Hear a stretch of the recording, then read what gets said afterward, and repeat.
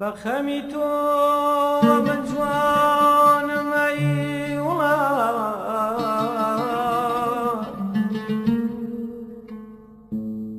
بەخەمی تۆ من جوانم ئەی وڵات،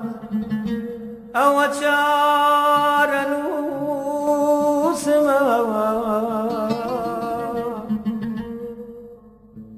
تەنها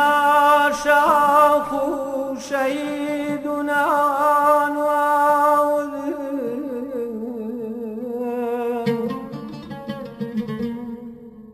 تەنها شاخ و شەهید و نانواود،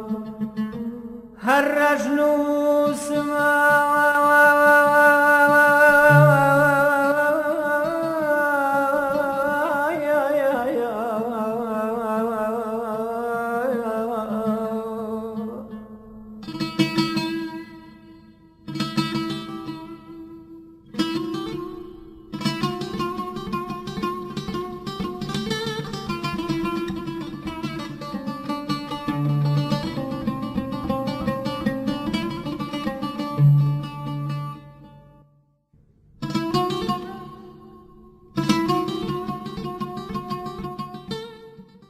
من وەکتی شەید فاروق جەبار ئەگەرچی لە کاتی شەید بوونی باوکم تەمەنم تەنها چەند ساڵێک بوو، بەڵام لە دوای شەهید بوونی باوکم و گەورەبوونی من ئێستا من هەز دەکەم کچی چ گەورە پیاوێک بوومە.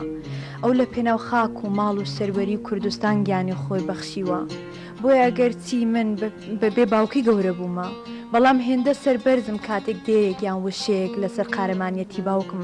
و لە دڵسۆزان و هاوڕێ و هاوسەنگەرانی باوکم دەویستم. منیش وەکو هەر خانەوادەیەکی شەهیدان بە چەندین کۆسپ و تەگەرێژیان تێپەڕێم،